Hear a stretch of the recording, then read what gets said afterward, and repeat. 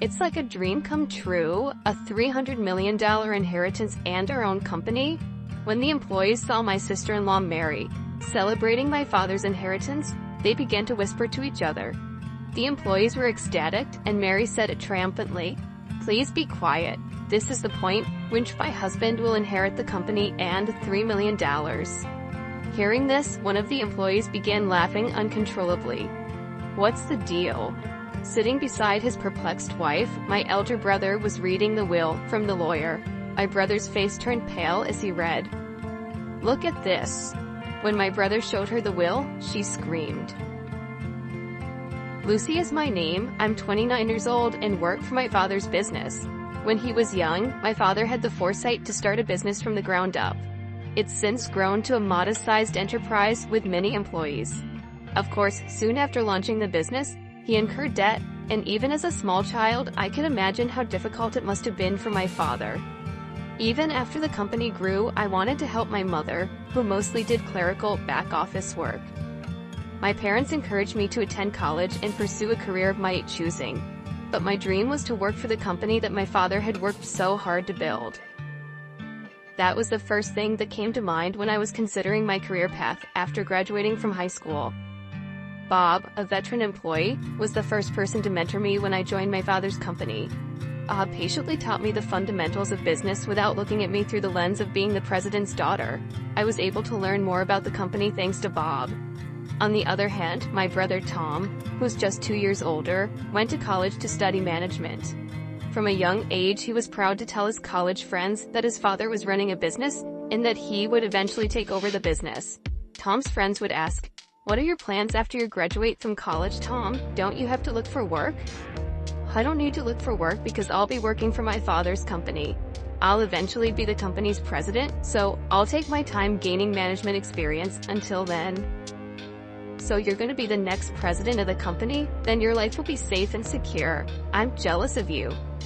One of Tom's friends remarked, "Tom, you have a younger sister as well. Isn't there going to be a fight over who's the successor?" "Younger sister? I do, but she's a high school graduate and a simple person." "That's something you say a lot. She appears to be doing some behind-the-scenes work for the company. If I become president, I'll keep her on as long as she listens to me." My brother was blowing money and fooling around under the guise of gaining experience as a business manager. He knew that if he behaved well, his friends would flock to him. There was no end to the number of women who wanted to date him because of his position as the company's next president. My brother chose the most flamboyant and attractive woman to marry. Mary was her name. After a lavish wedding, my brother and Mary went on a honeymoon abroad, built a mansion, and began their married life together. This was all done, according to him, to obtain the status of company president. Mary appeared to be content with her life with Tom, who listened to her every wish and allowed her to enjoy all of life's luxuries. I'm sure she wouldn't be interested in a life like mine, one where I work alongside my mother as a humble backstage employee in my father's company. "Lucy, you don't look like the CEO's daughter, do you?" she asked. "You don't appear to be the daughter of the company's president?" Mary would often look at me and laugh whenever we met at family gatherings.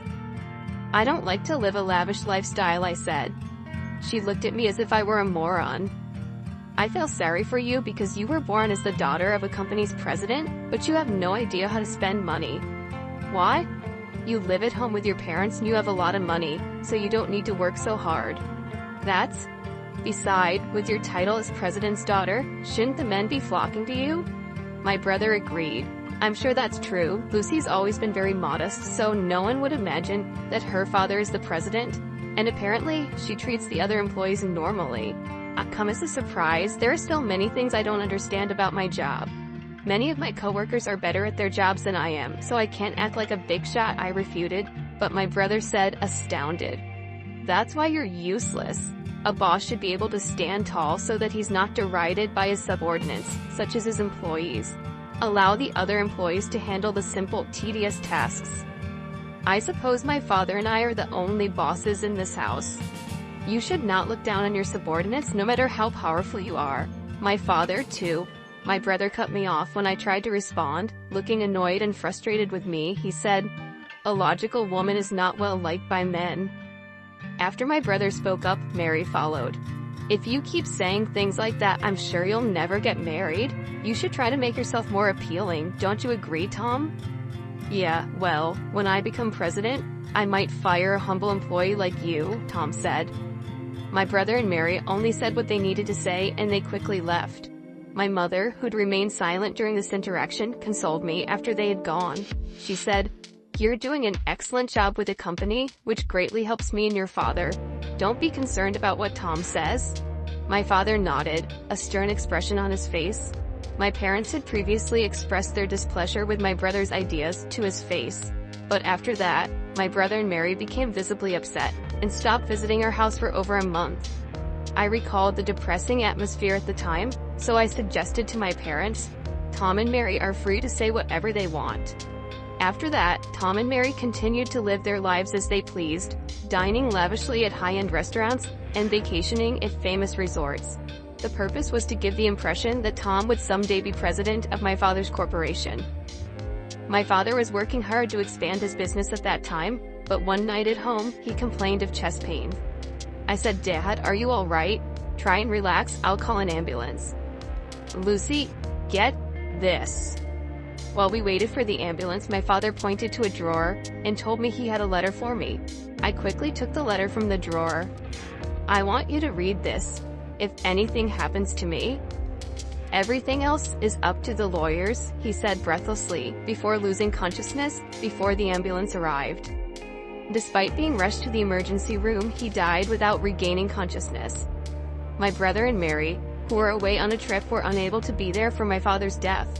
They returned from their trip 2 days later at the conclusion of my father's funeral.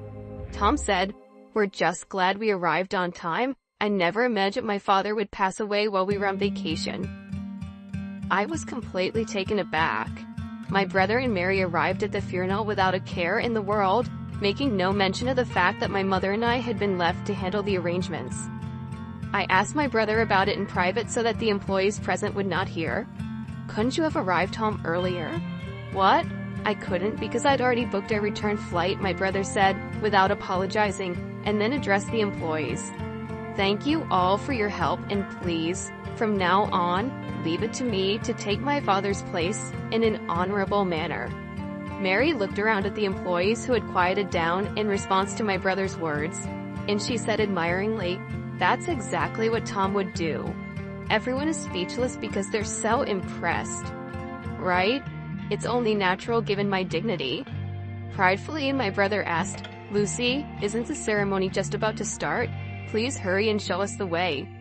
I was irritated by my brother's late appearance and his arrogance, but I led him, Mary, and the employees to the meal ceremony party table. My brother continued to act arrogantly as we ate. "Isn't the quality of this food questionable, Lucy? This will degrade our father's standing as president." Mother and I already discussed it and we came to an agreement on the food. Besides, I don't want you telling me what to do. This is why people have no idea what it means to be president. He gave orders not only to me but also to the other employees. "Serving other people, you're pointless." I rushed to stop him after hearing him order Bob, a veteran employee, to do his bidding. "Oh, Tom, you're so bold. Don't be impolite to Bob." "What? They're rude people. Why should I be humble in front of a mere employee? These guys ought to have more regard for me, the president." Mary was also getting into the spirit of things and she charged at me. "That's right. Stop talking down to Tom, the company's president, Lucy. If you continue to disobey him, he'll fire you. He has the authority." A man appeared just as my brother and his wife were blustering on. He said, "Please, excuse my interruption. Your father asked me to look after his inheritance." He was the lawyer my father had retained while he was still alive. Then I remembered. My father had told me shortly before his death that he had already hired a lawyer. It seemed my father had been considering his own death, and had spoken with a lawyer several years before he collapsed. My brother and Mary's eyes lit up when the lawyer mentioned inheritance. They gladly welcomed the lawyer into their room. Tom said, "Thank you for attending. The sooner we complete this task, the better. Come on in." But as he spoke with the lawyer, Tom began to sob. Wasn't my father's inheritance worth $300 million? When Mary heard this, she squealed with delight. $300 million? That much money in a company that belongs to us is a dream come true." When the employees heard this, they began to whisper.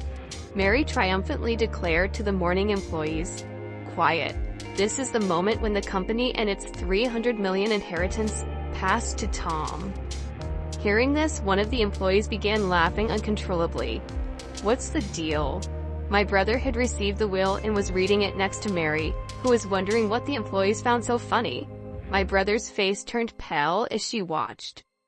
Mary, according to the will, the entire company will be given to the eldest daughter, to Lucy." He stared at the will for some time and then began shouting, "This is not possible. This is incorrect."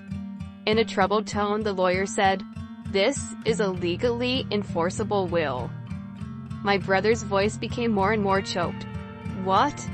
I couldn't care less. How can Lucy become president instead of me?" Perhaps Dad was simply getting old and senile. Yes, your father lacks sound judgment. A will made by a senile old man is null and void. Hearing these words, I completely snapped. I couldn't let these two people insult my late father.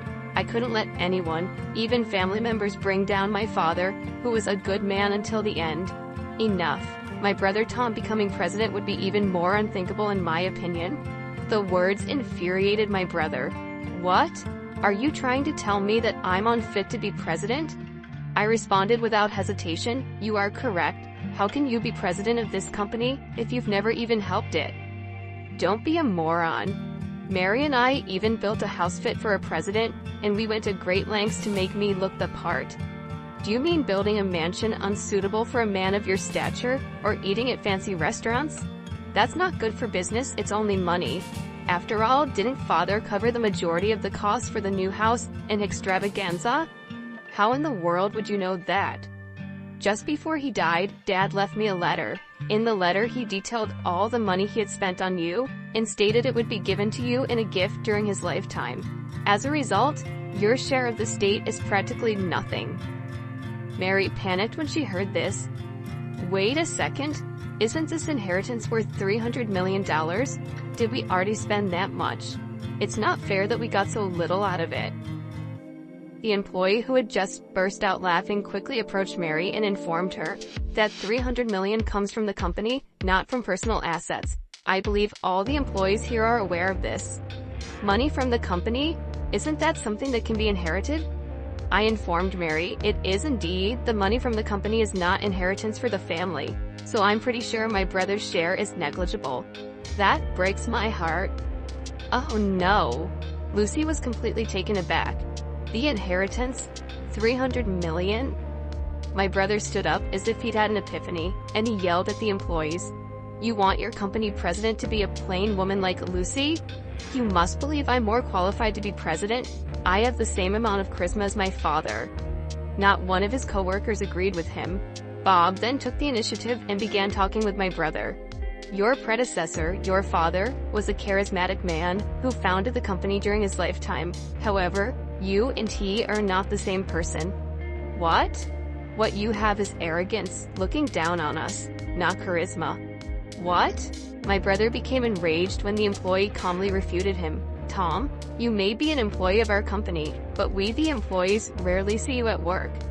"That's because I don't have time to do any work for the company. I was too busy networking with others. I couldn't have time to do work anyone could do." "You call going on trips and fun at night networking? Isn't that all there is to say?" Bob sighed and went on. "In that regard, Lucy worked hard every day to learn more about the company while performing her unobtrusive, behind-the-scene duties." Bob, I sensed the same sincerity in her as in your father. Lucy is the right person for the job, according to all of us at the company. The other employees nodded enthusiastically in response to his words. I was moved and responded, "Thank you very much. To be honest, I'm surprised by the suddenness of the news, but having witnessed my father's enthusiasm for the company firsthand, I care about it just as much as you do. I look forward to your continued assistance." The employees warmly applauded as I bowed deeply. Encouraged by the applause, I said firmly, "All of you here are important friends who have helped our business. Anyone who ignores them is unfit to be employee, let alone company's president." You can be fired by the president. My brother became irritated upon hearing this. What in the world are you on about? I'm your brother. What exactly are you on about? You even said that if you became president you would fire me, brother? I can't afford to pay a salary to an incompetent employee simply because he's family. This is completely absurd. Someone, please speak up. With a pitiful expression on his face, he begged for assistance from those around him, but the employees gave him only cold stares. Realizing that no one was on his side, my brother and Mary fled the scene. After that, Tom lost his job and survived on the small inheritance he had received, but the funds quickly ran out. Can you lend me money, Lucy? I threw him to the ground. I was disgusted by my brother, who even after being fired, did not try to find a new job, and was still relying on his family to help him. I told my mother flatly not to give my brother any money. His friends, who had once been so supportive, abandoned him, after learning that he had lost his position as president to his sister. When Mary married my brother, she had been planning to be the wife of the company president, and not a single one of her friends seemed to sympathize with her. When their living expenses became unsustainable, my brother and his wife decided to sell their mansion. The money from selling their house may have allowed my brother and his wife to relax and resume their previous lifestyle. However, without any income, my brother and his wife's savings quickly ran out. When they had nothing left to sell, they could no longer pay their living expenses. When they finally decided to give up and work, no one would hire them because they had never worked a day in their lives. Tom was eventually able to find a part-time job at a convenience store. Now he is working at a convenience store, a job he is unfamiliar with, and has been told that his work isn't adequate by other part-time employees who are much younger than he is. Mary too can no longer be a full-time housewife like she used to be. She has joined the part-time housewives she used to mock, and she now works as a cashier at a supermarket from morning to night for a low monthly salary. I, on the other hand, am using what I've learned from my behind-the-scenes work to help the company. Bob and the other employees have been working with me, and the company has been steadily growing. My brother's case may have actually strengthened employee unity. I vowed to continue working with my mother to grow the business, in order to bring more joy to my Father in heaven.